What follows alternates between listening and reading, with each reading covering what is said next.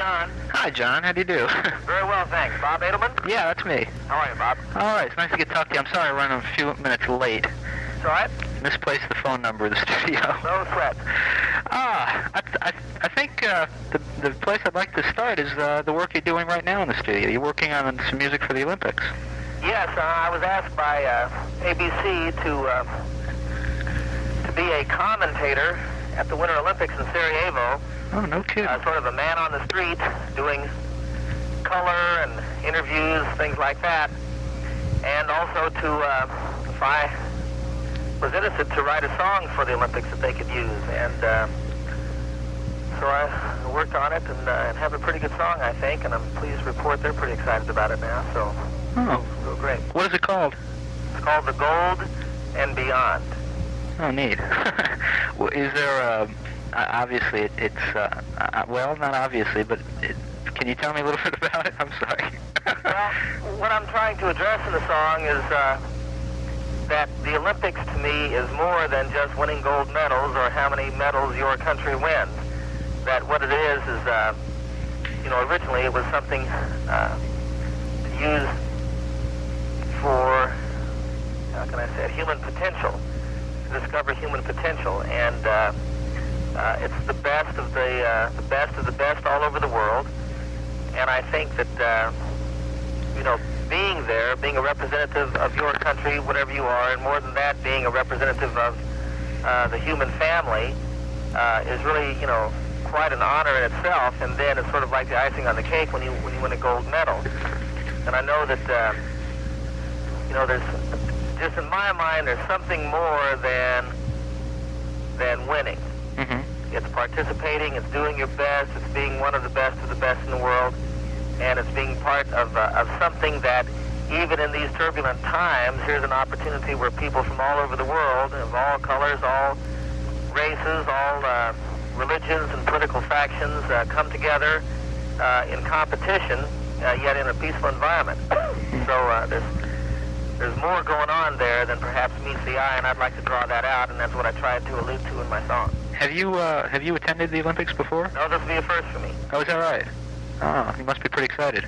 Yeah, I am, as a matter of fact. Have you got? It struck me as interesting when Barney told me that you were doing that for the Olympics, and of course you're coming down here. The concert here in St. Petersburg next week is tied into the big Super Bowl celebration. Do you have a very big interest in sports in general? Well, I do. Sports is one of those things that brings people together. It gives us an opportunity to really work together in ways that we can't seem to out in the rest of the world. And a competition, I think, is very valuable. I think it's being up against somebody else that you can really push yourself to beyond the limits that you might ordinarily expect of yourself. And I think it's a real good thing. And for myself, I'm athletic. I love skiing. I love hiking in the mountains. I love playing golf and tennis and things like that. And so I relate to all of that. Oh, very good. You sound like you got a bit of a cold. I have this aspen crud is called. It starts happening to people in the fall, and the darn thing can last, for weeks. I've had it about 5 weeks now. I just can't. I feel great. All of it's gone. The first week you really feel pretty terrible. Now all I have is just this little tickle of a cough. Are you're still living in Aspen? Yes. Okay. I did a lot of the last week or so. I've been catching up on my my wealth of information and knowledge about the life and career of John Denver, and I thought I'd it sounds kind of silly in a sense, but I thought I'd read something that you had been living out of New York or something for a while. No, that's not true. I during the process of Annie's and my divorce over the last couple of years, for a time I had a little house, a little cabin on a river on the east side of town in Aspen. Oh. But what I really tried to do over the last couple of years is to take advantage of the situation of not being in my home, and while all of this was being worked out, to go out and work around the world. And I've in the last year I've performed in some 15 countries around the world. Huh. And spent a lot of time on the road working. So is the work therapeutic in the sense of overcoming something as personal? Oh, I think so. It's good to have something to focus on, to put your time and energy into when you're going through something like that. And I think it was very valuable for me, and I think it was valuable to not be around Annie while we were going through all of this with one another, except on those occasions when we really wanted to be together to talk about something, to work something out. I think it was good for both of us. Marriage and a divorce, of course, is a very personal and a private thing, and I don't want to invade on that. What I am curious along that line, and I don't intend to pursue this very far, but yours was a very public marriage. Annie had appeared on at least one album jacket that I'm familiar with, and you spoke of her constantly. Annie's song, of course. Did all that public familiarity with your marriage, did that make it that much harder to go through the marriage and then also to wind up the way it wound up? Well, no, I don't think that any of the things you mentioned were a problem during the course of our marriage. And the only difficulty in the process of our separating and getting divorced was people's interest in it. And as you say, it's a private thing, and to the degree that Annie and I were able to sustain that privacy and really talk with one another and not have a bunch of other things start coming in because of things popping up in the media or whatever, I think it really it was helpful the way we handled that in regard to the way it's all worked out, and like, I love Annie. I think she's a wonderful woman. She meant an awful lot to me in my life. It still means something to me, and I'm really happy I can say at this point, after all of this, that our relationship is on excellent footing. And we had a family Christmas Eve, and it was as warm and wonderful as you could possibly imagine. It was thrilling to me. I feel really, really complete and good, both with Annie and with myself in this whole situation. And I'm sure that the thing that we were both going for in taking the steps we did has been achieved, and we really have the opportunity to do the things that we want in a way where we can be mutually supportive, as opposed to what it was sort of getting to be a drag or a weight on one another. Very good. You have 2 children? We have 2 children, yes. Zachary must be about 10 by now. He'll be 10 in May. What? You have another son? No, Anna sure. Kate is my daughter, and she How old is she? had her 7th birthday. Oh, very good. I was just curious, just following up.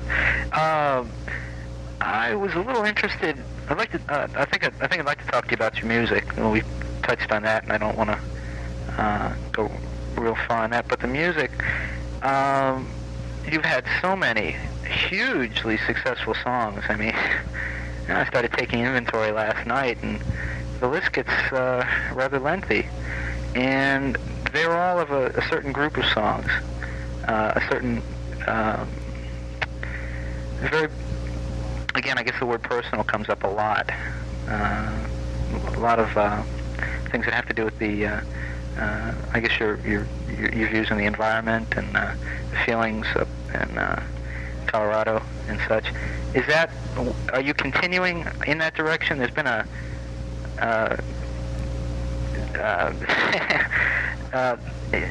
It's About Time had a song on it with Rita Marley and the Wailers, and the duet with Emmylou Harris. Yep. Are you coming around? Are you going? How do you see yourself going musically? Well, I hope that I'm growing musically and expanding out of the experience that I've had, the opportunity to work with people like Emmylou and the Wailers. I feel that that's going on. And yet I think the thrust of my music, the thing that you allude to, is still the same. I have not been one to sit down and try and write a hit record. That's not what music is to me. It's an opportunity to communicate and to share with people the things that are important to me, and the things that mean something to me, the things that affect me, my observations about the world we live in. And even on those songs that you mentioned, the one with Emmylou is a totally imaginative story, but it comes out of my experience of meeting people up in the Bitterroot Valley in Montana, seeing the way they live, spending some time up there, and that's the kind of people they are. The World Game is a very, very strong personal conviction that was articulated for me by my friend Bucky Fuller, whose concept the World Game is. And I just really wanted to write a song to address that, and when I did, it seemed appropriate. You know, the song came out as a reggae song, and I think it was very fortunate to be able to get the Wailers in the studio to sing it with me. You know, I was very fond of a song of yours recently that didn't become as big a pop hit as some before it, but personally, it was the one I liked a lot, was Shanghai Breezes. Oh, thank you. I really liked that song. Again, you know, it's a very personal song in a sense, and it came out of being over in China, and Annie and my family being back here, and it was on the occasion of our 14th anniversary, as a matter of fact. It was the day that I wrote that song. Oh. Did you write that there or here? In China. In Shanghai. Oh, you did. Oh, good. What was China like? That must have been a... Well, China is a fascinating place. You know, the first thing that strikes you is that everything you see there is older than our country. And then it goes back much, much farther than that. There's a lot of people. They're beautiful people, very open, very quick to smile, and their culture, their heritage is so extraordinarily different from ours that it really, you know, it just draws on you in a sense. Everywhere you turn is things that you can hardly imagine, much less thought you'd ever see or might have seen before. And I really fell in love with the Chinese people. I had the chance to visit most of the major cities in China, and I got into Tibet, and I really fell in love with those people and have a great admiration for the circumstances of their life and how well they're handling it, and you know, a sensitivity to the problems they have there, which are not unlike problems everywhere else in the world. Did you get to perform before Chinese audiences? I didn't. I sang a couple of places, but not a set-up performance or anything. And Sunday, the premier of China is now in the United States, as you know, and he's going to be in New York on Sunday, and I've been invited to attend a lunch to sing for he and his delegation at Mayor Koch's office in New York. Mayor Koch. I just saw him on the rerun of Saturday Night Live a few nights ago. What a character. You've gotten to visit quite a number of interesting places, I imagine. Yes. Is there, outside of China, is there any one that left an impression on you because it was greater or less than what you had expected when you got there? Well, I think you know, I love to travel, and I love meeting people, and I really find things that are of interest to me everywhere I go in the world. India is incredibly interesting to me just because of its age and its focus, in a sense, its spiritual focus in many ways, and the teachers who are there. Australia and New Zealand are my favorite places. The only place I can imagine living other than the United States would be Australia or New Zealand. I really like those countries. I like the people there. They really, there's a lot there that draws me. I went to Scotland for the first time back in November. I had a few days to drive around Scotland, and it is a beautiful country, you know, wonderful people there. But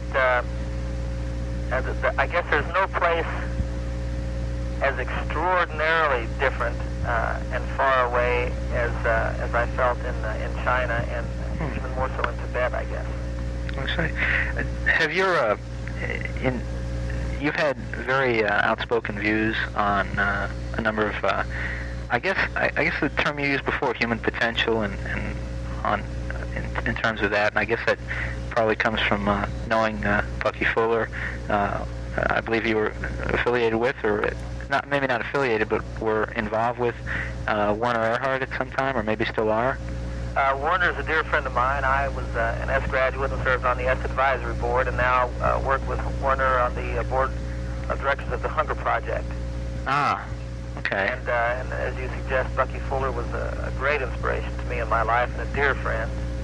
People like Jacques Cousteau. You know, I've had the opportunity to work with some pretty wonderful people and to meet some pretty extraordinary people, and they all have left their mark on me in a sense.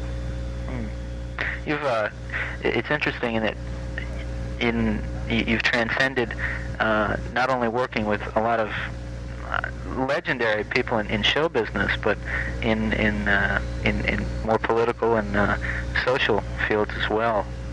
I found that fascinating. It's kind of fascinating. fascinating to me, too. The circumstances that I find myself in are really quite extraordinary and of great interest to me, and especially given my inclinations, my interests, and the things that I would like to work with, the things that I'd like to do in the world. I find myself in a situation which allows me some incredible opportunities, like this thing of going over and being a commentator at the Olympics. Now, I'm certainly not capable of doing the color or articulating really responsibly and intelligently the actions of the athletes in the different events that they have, but to be asked to go interview people on the street, to talk about Yugoslavia and Sarajevo and its history, to interview athletes and their parents and tourists who come there, that seems to me to be an awfully nice opportunity, and especially if I can bring this thing out that I was talking about earlier in my song. It's a desperate time that we live in.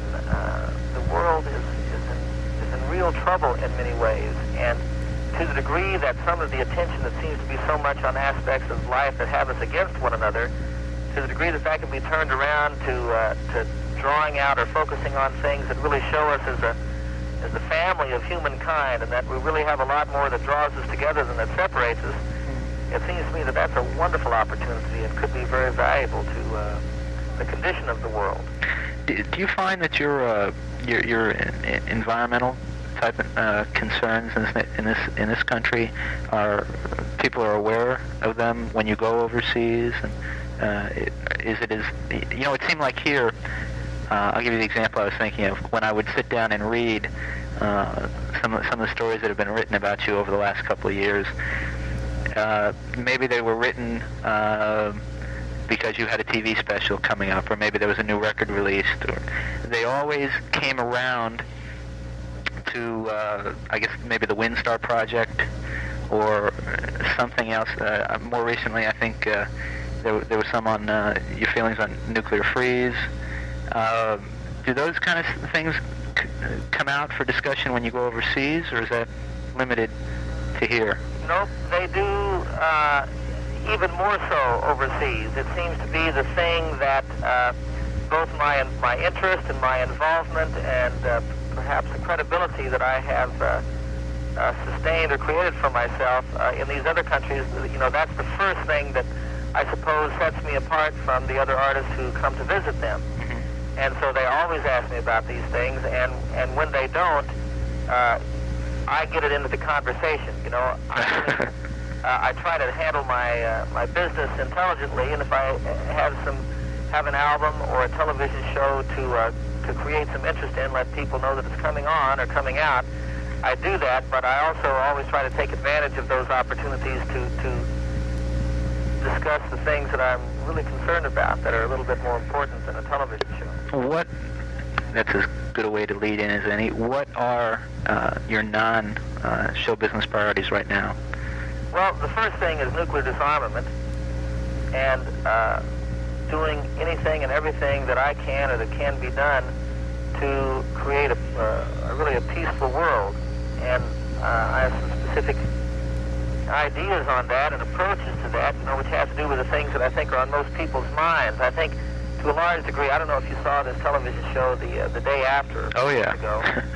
I didn't see that, but I saw the discussion afterwards. Mm-hmm. Did you happen to catch that? I saw the discussion afterwards, and I covered a seminar. I work for the St. Pete. Well, I'm doing this for the St. Pete Times. I covered two seminars that a local freeze group did. The first was called The Day After the Day After. They had 250 people packed into a little church for that. Yeah. And then this past week they did a seminar on parenting in the nuclear age, which was a second follow-up on that. That's great. Great. Well, so the thing about that discussion to me is that it was the most depressing thing I've ever seen in my life. And I think it exemplified the state of mind of most people in regard to this issue. It's like there was not a positive thing said in that whole hour-long discussion.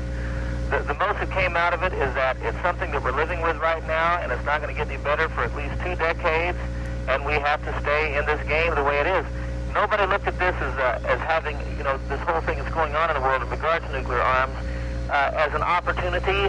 Nobody looked at it as having any purpose, and nobody had any answers as the way to start moving out of it. And that was just terribly frustrating to me because I think there are very specific steps that you can take.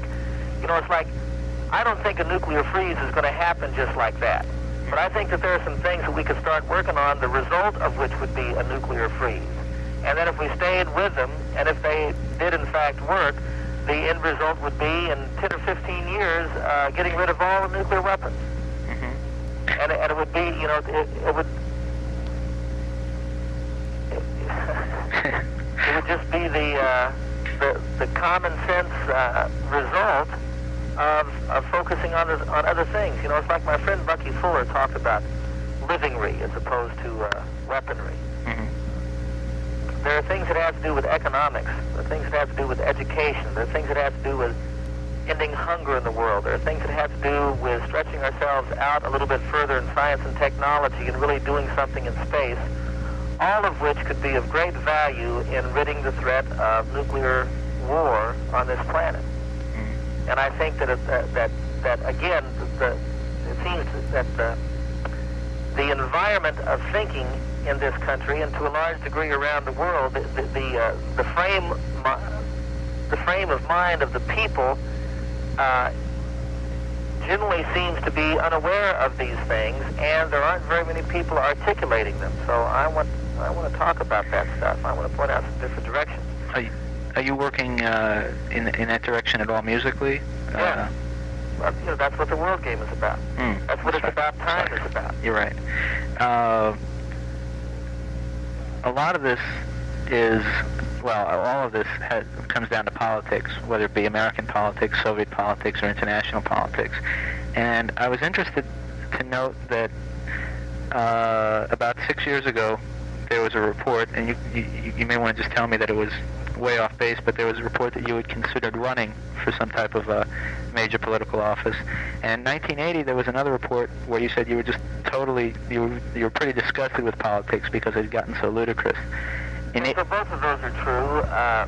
There was a time a ways back where I took a real hard look at whether or not there was a better way to work toward some of the goals that I have personally and what I see is available for society in general. If it would be more effective to work in politics. And I spent a little bit of time in Washington, met some of those folks. And what I found out, you know, first of all, I was really impressed by the people who were there. You know, they really would like to serve our country and our people, and they would like to serve the world. And then somehow there's something about the system back there that starts breaking people down, and it gets to be very, very difficult to carry on with the same kind of enthusiasm and positivity that people come to Washington with to sustain that in light of the way things work back there. Mm-hmm. And it's a hard job. And I really began to realize that, one, neither my training nor my personal inclinations really gave much support to my doing that kind of work. I don't think I could do it. I don't think I'm a good enough man or the right kind of man to work in those offices back there. And I began to feel quite strongly that I have a better opportunity to work for the things that I believe in and the things that I would like to see come about in our world by being a singer and being out of politics than I could by holding some sort of office. Could you see maybe 20 years down the line turning around on that and maybe taking a shot at it? Well... Or you know what I'm saying? Just, I mean, that's hypothetical, but just curious. I'll tell you what it is for me, Bob, is I have a real commitment in my life toward doing whatever I can for the benefit of all of the people of this planet, for the planet itself, for improving the quality of life, and for creating a peaceful world without the threat of nuclear weapons hanging over its head, and to be sure that our children and their children always have wilderness to play in and whales to enjoy watching and swimming with. And so whatever it takes, whatever is made available to me, whatever I'm called upon to do, I'm willing to do that. And I've set my life up now, especially over the last few years within the process of this whole situation with Annie, quite frankly, to be totally available to whatever I can do that is needed. And right now that reads to me as being a singer and doing things that come out of my music and come out of the training that I've had as an entertainer and the thing that I most enjoy doing, which is what I'm going to do this coming Saturday in St. Petersburg. There you go. And it's the same thing that I've done in 15 countries around the world, and I think that it has an impact and is valuable. And if that should change, I'm sure it'll show itself. And again, whatever I'm called upon to do, whatever form it takes, doesn't make much difference to me. Very good. While you were talking, I had a visual image of the Cousteau special you did. You mentioned the whales. Yeah. And I just remember what a beautiful special that was. That just came off the top of my head. There are a couple short things I wanted to ask you about. Less shaking, but I think things of more general interest, if you wouldn't mind. Thank God I'm a country boy. It's been real big, evidently, with the Baltimore Orioles fans of recent times. And you put in an appearance last October at one of their games? Yeah. Well, can you tell me about that? Well, they had, about 9 years ago, I guess, is when that song came out. It was a big hit record. That got to be the Baltimore Orioles theme song. They played it every game of the seventh inning stretch. And there was, some little to do about it back then. And I had forgotten about it, quite honestly. And this past April, I was shocked to find out that they were still using the song. And what happened is that they came back for the first game of the season this last spring, and tried to play a different song. And the fans went crazy and would not sit down or shut up until they played "Thank God I'm a Country Boy." So at that time, they called me to see if I'd come down and sing it for them, and I told them I couldn't do that. I was just in the process of leaving for Australia for a concert tour, and I said that if you guys make it to the series, give me a call. I'll come sing it for you. So they did, and they called me, and I went and sang it for them, and also had the privilege of singing the Star Spangled Banner before the game. That's pretty interesting. I was very interested to note that you had been named Poet Laureate of Colorado. Is that correct? And you would receive the Carl Sandburg Award for poetry. Do those kind of honors mean more because they recognize your strictly writing ability as opposed to music or singing or anything else? Do they mean as much or maybe more in some senses than winning a Grammy? Or I don't know how much awards in general mean to you, but... Well, awards in general are... I'm thinking from a writing... I'm sorry, go ahead. They're a very nice acknowledgement. Mm-hmm. And certainly I enjoy those awards that I've been given, and I enjoy the symbols of my success in the recording business. But that's not what I'm doing it for. Right. Well, I was thinking from a writing perspective, the Sandburg and the Poet Laureate were very impressive. I don't write music or songs or anything, but just from a writing perspective, they were very impressive to read of. You've had an ongoing relationship with the Muppets over the years, and I wondered, what the actual lowdown on you and the pig is. Well, that's actually quite personal. Really, I'm not free to discuss that without Miss Piggy around. I see. How have your general experiences with the Muppets gone? You've done quite a bit with them. Of the whole gang who's behind the Muppets, a great admirer of Jim Henson and Frank Oz especially. Mm-hmm. This thing that they created is a wonderful, magical thing to me that allows you to do a lot of things, that if children said some of the things that they say, you wouldn't pay any attention to them.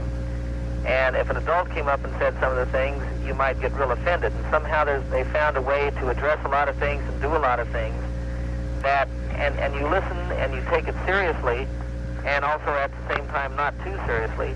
And they can get away with a lot, and they do so in a wonderfully entertaining manner. And so the first time I had the chance to work with the Muppets was over in England on their regular show, and we had a great time together, and it was my suggestion that we do a Christmas special together, which is the one that's been shown quite a number of times, and to do an album with it. And then we had such a wonderful time on that we looked for an opportunity to do something together again, and that was the Rocky Mountain Holiday that we did last year. Oh, very good. Do you have any... They're great. I just think they're truly marvelous people, entertaining, witty, intelligent, and it's a real pleasure to work with them. You did another TV special that I guess is particularly noteworthy, especially this coming weekend. That was with Mr. Sinatra. This weekend, you guys will be playing right across the bay from each other. That's what I heard. Yeah. Yeah, it's. What are his shows? He's doing a show at 4:30 and at 9 o'clock, same day you are. And I guess yours is starting off at 8. Yeah. And I thought that was kind of interesting. How did the original the TV? How did the TV special come together? How did you come to be working with Frank Sinatra? We had worked together up at Lake Tahoe at Harris Club in Lake Tahoe, which came out of their connections with he and I, and with Jerry Weintraub, who at the time was managing me and promoting both Frank and myself.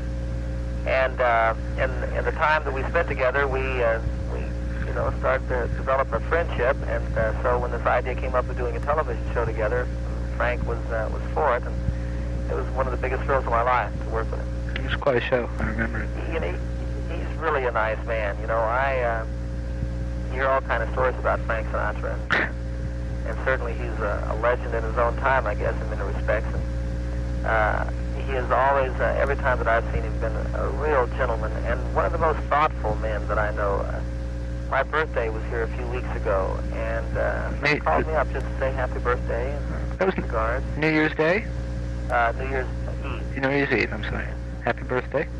Thank you. It's not as big coming from me as Mr. Sinatra, but happy birthday. Anybody is pretty nice. There you go. I thought it was especially thoughtful of someone who's obviously as busy and as much going on as he does to one, remember, and to take the time to give me a call. And that's just an example of the kind of man he is. Yeah.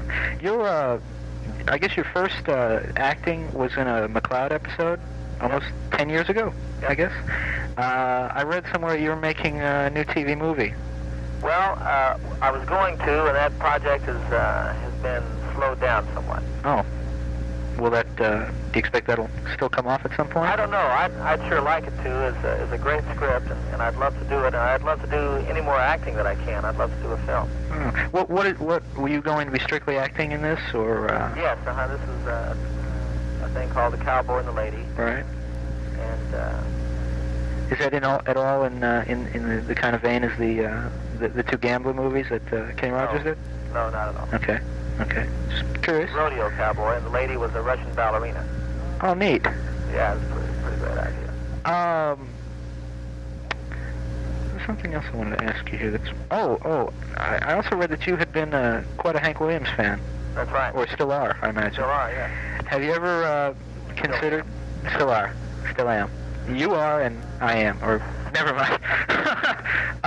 Have you given any thought at any time to recording any of his material? I have. I did a song with Michael Murphy once on one of his albums, and there's a lot of Hank's material that I'd like to do, and someday, sooner or later, I will record some of his songs. Very good. We've got a photographer who, I don't know how, but she's gonna be, I guess, taking a picture at the show Saturday. Somehow she seemed to know that you were coming here before anyone else in town did. She's such a huge fan. She wanted me to ask you a question. She's wondering when you're not working, when you're not entertaining or following up on something of a political interest to yourself, what you like to do to relax or have a good time? Mostly I like to be either at home or if I'm not able to be at home or around home, to be outdoors someplace, be out in the country. I really enjoy the outdoors. I enjoy the wilderness. I enjoy fishing and things like that. I enjoy flying a lot. That's one of my favorites. Are you a pilot? I am a pilot. I have over 2,000 hours in pilot in command of a Learjet, fly my own plane. I have a open cockpit biplane that I fly, does acrobatics and stuff. I really enjoy that a great deal. Wow. Are you still real active in photography?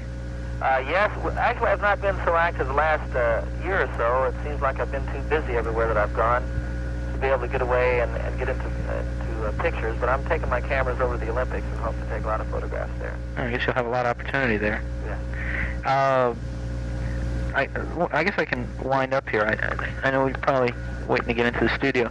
Do you remember what your greatest professional moment was, and on the flip side of that, what's your most disappointing moment has been? Well, let's see. That's a pretty tough question. It's the kind of question that Ma Bell likes because it usually gets her an extra minute or two while somebody thinks about answering it.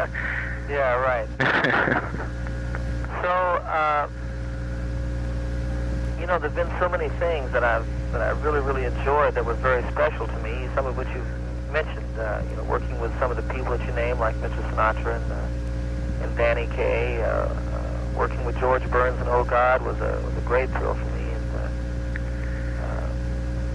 It's hard to pick one particular moment out. God, that was a good movie. It was such a disappointment when they did the sequel. Yeah. But the first movie was so funny. I'm sorry. I'd love to do another one if I wish I could find one that good. So that I don't. Well, maybe if you think back. Now you wrote Leaving on a Jet Plane that Peter, Paul, and Mary did. Maybe if you think back to the early part of your career when you were just getting started, was there something you remember that just made your whole day, maybe a whole week, that just something clicked? The first time something really clicked. Well, I think that the first time I heard one of my songs on the radio was a pretty exciting moment. I had to pull over and stop. Do you remember the song? It was Follow Me, which was the single off the second album that I did. Oh. And the first time, when Peter, Paul, and Mary recorded for Baby, and when I heard when Leaving on a Jet Plane became such a big hit, that was pretty great. And when I had, I'll tell you a great moment. Okay. When Annie and I adopted Zachary, our son, the day that we went to pick him up from the adoption agency in Minneapolis, Minnesota, we were driving there, and they played Annie's song on the radio, and it was the #1 song in the country. Okay. And, they have these baby books to fill out when your child is born. You can put the front page of the newspaper, the headline of the newspaper in there, and what the popular song was, and what the popular, on and on and on. And the popular song, the #1 song in the country, the week that we got our little boy, was Annie's song. And I think that hearing that song on the way to pick up our first child, and having it be this love song that I'd written for her, and having it be the most popular song in the country at that time, that's pretty hard to top. Well, that sounds like a very nice kind of moment. I hate to follow it up by asking what the saddest or most disappointing, let's say, professional moment might have been. Well, let me think. Maybe a project that just you had your heart set on that didn't go through.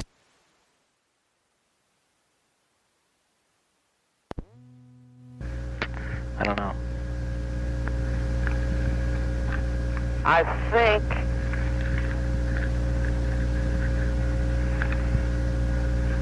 that the saddest thing in my career is something that's going on now that I am not at liberty to discuss.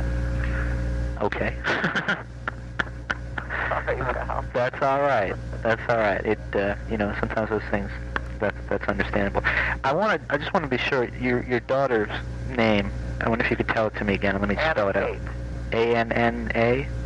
And Kate, 2 words. Okay. Is she adopted? She is, yes. Okay. Well, gosh, I appreciate you having taken so much time out for me. Well, it's my pleasure, and I look forward to singing down in St. Petersburg. I've not performed there before, and I'm looking forward to that. And I haven't done a concert in a while, so I'm excited to go sing and share with people what I've been doing around the world the past year.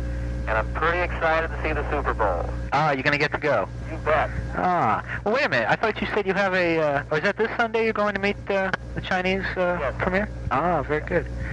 Well, I envy you getting to go see it. I won't even be able to go see it on TV. I have to cover another concert the next night. Oh. It's going to be quite a downer, too, after seeing you, and I'm going to see Mr. Sinatra in the afternoon before your show. I've got to go cover Van Halen the night of the Super Bowl. Figure that one out. It's a hard life. It is, I tell you. John, I really enjoyed talking to you. All right, we'll see you down there. Come back and say hello, all right? I'd like that. Thank you. Okay. Take care. Bye-bye.